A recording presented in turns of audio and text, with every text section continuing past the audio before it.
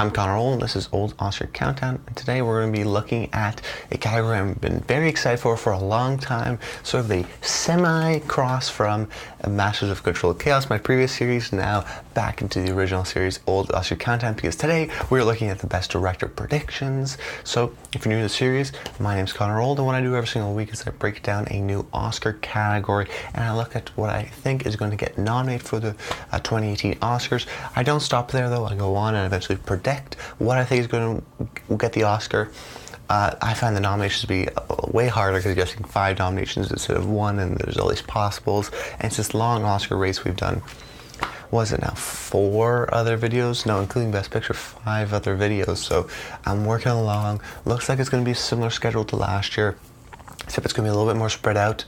Next week I'm planning to do the original screenplay video and then an adapted screenplay video the next week after that, instead of bunching them up. Although I'll do bunch up some later ones, sort of the leftovers that maybe won't get their own dedicated episode. However, that's sort of the plan for right now. Also, I will be doing my final update Oscar predictions. Even though I have this Connor's Corner segment, you can still see where my thoughts are coming from and sort of what's rising, what's falling. That's a new segment I do to keep things updated, but I will do one final one that updates all my predictions and goes really in depth with them. I'll also be predicting the Golden Globe nominations, at least I plan to, and then predicting the Golden Globe winners.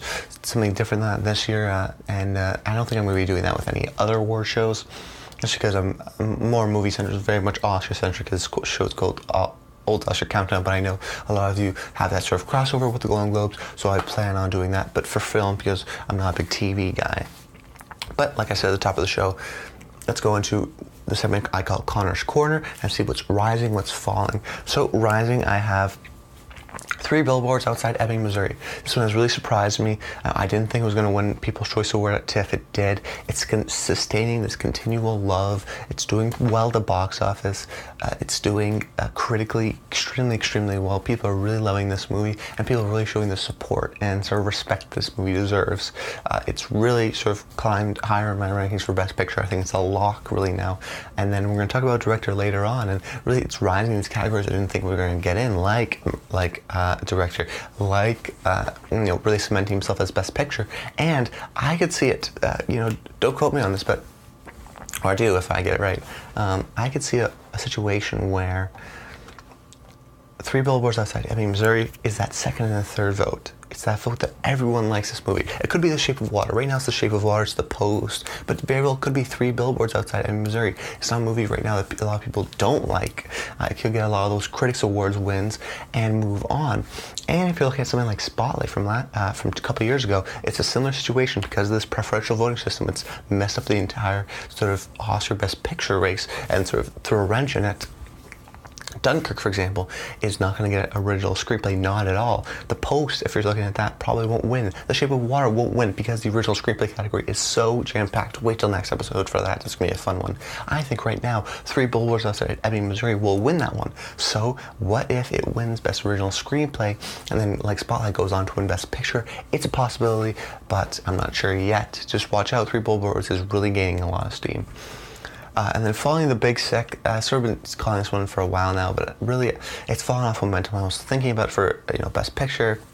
It hasn't really fallen away. It's sort of category. It has the summer movie goes to Dunkirk, so it loses that sort of shimmer to it, and then sort of the small indie that's sustained and started to do well. Get Out Spaces sort of took that in that sort of what it came out February and March, that came out and did really well and sustained that. It's actually Get Out and not The Big Sick. And you have other critically acclaimed movies like Lady Bird, like 3 billboards, like Darkest Hour. A lot of these are very well critically acclaimed, and even something like a Lady Bird is more of that indie type. People really love that movie. So unfortunately, That Big Sick, I think it'll only get 1 nomination for Holly Hunter, which is, she was good in the movie, although it would be my personal pick. I did like the movie very much, and sort of disappointed to see it out of the Oscar race, but I didn't think it was going to be in the Oscar race really from the start, but just want to mention that it is falling. So now let's go into my first pick for Best Director. You saw it coming, Christopher Nolan, Dunkirk. I think not only is he a lock almost to get in, maybe this is an Argo scenario, who knows, but I think he has a very good chance to get in, but I also think he's going to win. Now, the one caveat is that this could be a Ben Affleck Argo scenario where everyone thinks he's going to get in, thinks he's going to win, and then he doesn't even get in because they don't like him. You know, Christopher Nolan's never been nominated for a director prize before, so that could really sort of hurt him. But if you look at this movie, this is his most sort of technical movie. It's definitely showing off his directing craft more than anything. I looked at The Revenant, for example, a couple years ago, and I saw, wow, I really appreciate this directing style. I really respect that movie. And that's why Alejandro Iñárritu got nominated and won for The Revenant back-to-back years since for Birdman, because they really respected him as a filmmaker. But they didn't give him the ultimate win because not a lot of people, everyone respected the movie, but not everyone liked the movie to give it the number 1 or the number 2 slot. A lot of people, like I said, that 1 in 5 split that we see with preferential voting system for Best Picture. However, that doesn't happen in any other category. So when we're looking at Best Picture, it's just who is the best. And right now, I think Christopher Nolan expertly crafted this movie. It's an incredibly directed movie from top to bottom. You really can tell that. And even if people that don't like it, don't feel the emotional weight behind it, like something like me or some of my fellow colleagues do, they respect the movie. That's a huge thing, especially when it comes to directors. And I think about Christopher Nolan, what he's done to make people go out to see blockbusters. Like Dunkirk was like number 6 in domestic box office. It made huge money. Interstellar made a lot of money. Of course, the Dark Knight trilogy made a lot of money. He's got this Inception. It was like $1 billion. He's got this cachet to him now where this Christopher Nolan people will see it, and they will see, you know, 2.5 hour long in the theater blockbusters. He's this one rare director that really has a huge fan base because of the internet, because of that Dark Knight trilogy, to really garner the steam to say, wow, you know, this guy is really, really a fantastic director, and he's never been nominated before, so I think he's going to get in just for that.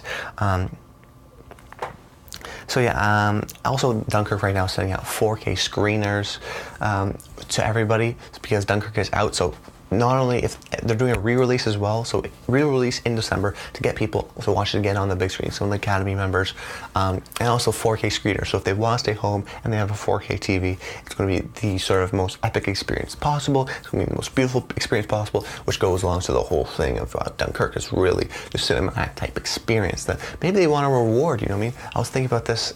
You know, are they going to be the anti-Netflix, right? Because we have the Netflix movies, like streaming services, Amazon. They were very kind to Amazon with Manchester by the Sea.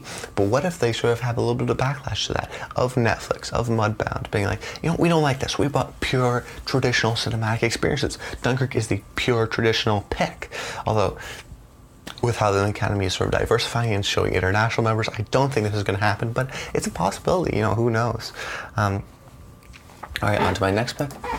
Guillermo del Toro for The Shape of Water. This guy, from what you see him in interviews and Q&As, he just seems like a really warm and friendly guy.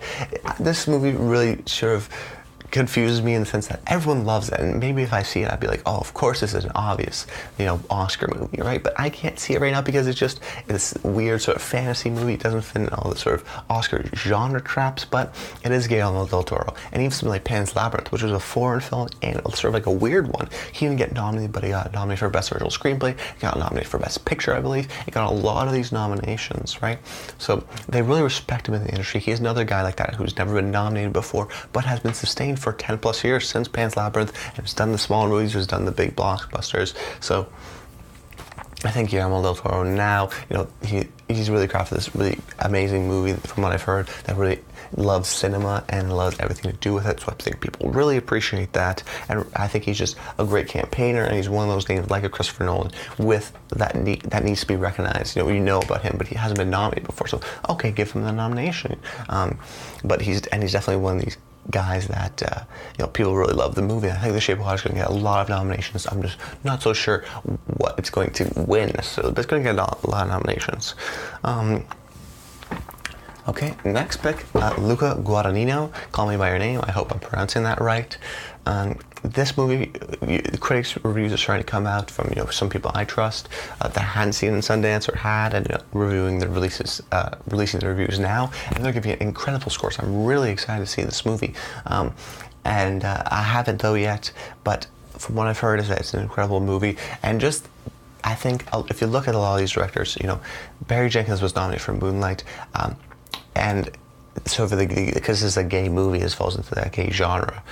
Then you have Ang Lee for Brokeback Mountain. Then you have Barry Jenkins for Moonlight. Ang Lee won for Brokeback Mountain. So because I think there's a really sort of incredible craft that a lot of people can do, especially on this sort of, even now it's sort of almost like a touchy subject matter, right? Not a lot of people have completely embraced it maybe as much, we're on that sort of transition. So be able to do it, and this is what I found from Brokeback Mountain and from Moonlight, is both those movies were able to find this really like humane and really lovely sort of touch. Like you could feel the love in Brokeback Mountain, you could feel the restraint, like the emotions were there, the relationships of both those movies in Moonlight between him and his, other characters, him and Mahershala Ali, or him and his mother, or just all these sort of characters that are the relationships are dealt with such care and such preciseness, and I think that takes a really hard job for someone to do.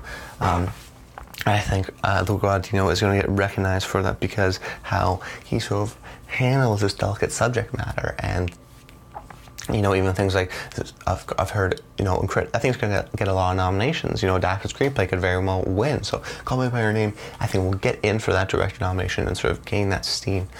But I think it's going to be like a Manchester by the Sea of last year, where it gets a couple wins, but ultimately does not get Best Picture. Okay, go on to my next movie.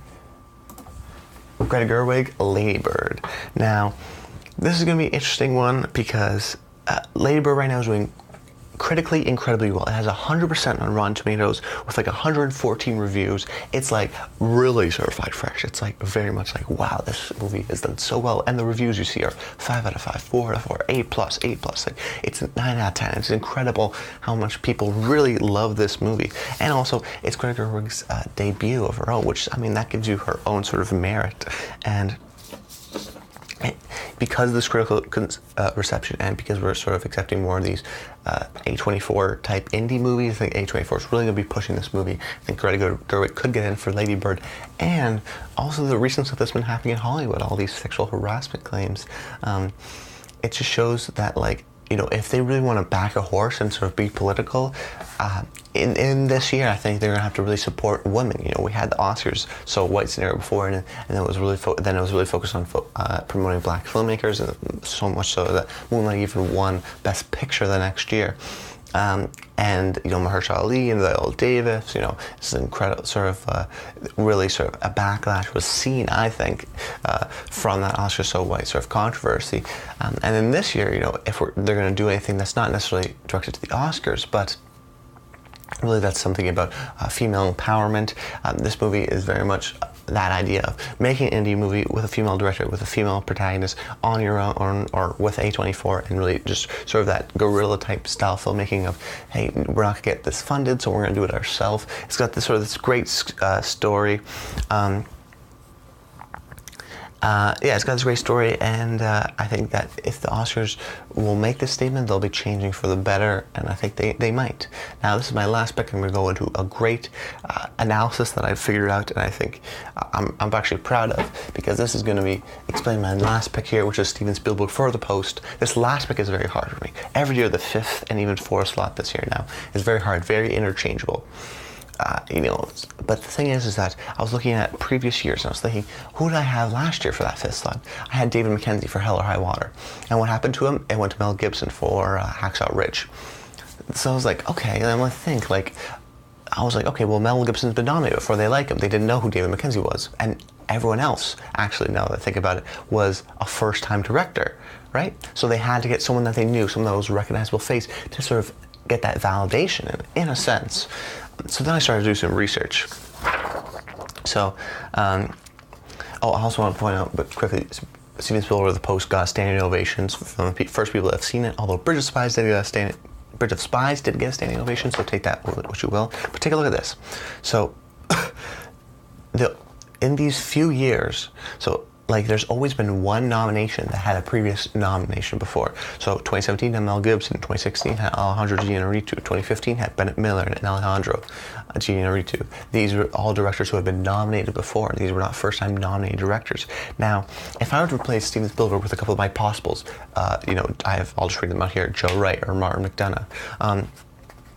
That would mean 5 all-new nominees, which we haven't seen 5 all first-time director nominees since 20 years from the 1998 Oscars. Of course, we're going to the 2018 Oscars, so really it was the 1997 movies. So your Good Will Huntings, stuff like that. So maybe you replace someone like Greta with Martin or Greta with Joe Wright, but I think Steven Spielberg, if the post is as good as we think, he's really the one director that will get in. Now, 1997, if you remember, this was the Titanic year, and James Cameron got in and won. So maybe this could be the same scenario where Christopher Nolan, James Cameron probably should have been nominated before, but he hasn't got nominated. So maybe that could be an interesting sort of scenario. Christopher Nolan should have got nominated before, but he hasn't. So maybe this could be a parallel year to 1998, or 20 years ago. But I don't think so. I think right now, Oscar odds tell us that there's never a full 5 first-time nominee directors, and all of my other picks are first-time nominee directors. So I think Steven Spielberg, to be that sort of central guy in this sort of very important movie that he put out, and he's very much campaigning like, this is the movie I need to make now. It's a movie that's very relevant right now. It's very much that Oscar movie. So if they want to be at least nominations-wise, the traditional sense, I think Steven Spielberg will get in for the post. I'm not entirely sure how well the post is going to do because no one's really seen it, but I think if it comes right and does well at the box office, it could really surge and really could get that possible Oscar, who knows. And my final pick is Martin McDonagh for Three Billboards Outside Ebbing, Missouri. He's really respected in the sort of theater business with his plays, and he's respected in the film business. His original screenplay, which was not written by him, I think could win, like I said at the top of the show. So that writer director sort of auteur sense, I think I really appreciate. Three Billboards is definitely rising. And if you take an example like Lenny Abrahamson from The Room won Best People's Choice Award at TIFF. So did this could possibly be that sort of indicator. Also, my next pick is possible, at least, is Joe Wright for Dark Hour. This is him directing a very traditional Oscar movie where it's British drama, biopic, triumphant. But it could very well be the Gary Oldman show, and he sort of takes over the movie. However, Joe Wright has never been nominated for an Oscar before. He's been nominated for a Golden Globe for Atonement, but they really like his movies. So they're looking at Atonement, Pride and Prejudice, Anna Karenina. They really like his movies. So if they want to sort of show him the love that he has sort of been neglected in the Oscar sense, they could nominate him, but he's a first-time director, and I'm still going to go with my Steven Spielberg having that, he's been nominated before, so he has to be one of them. So I think Spielberg's going to get in there. I'll be interested to see this year. This was a really fun video to make. Stay tuned to the next week's. For next week's going to be original screenplay, and then adapted, and then animated, then documentaries, cinematography, all that fun stuff. Subscribe to the channel so you can keep on updated. Like the video if you liked all the hard work that I've done with this, and the interesting analysis you can only get here at Old Oscar Countdown. That's it, guys. I'm Connor Old, and until next time, stay tuned.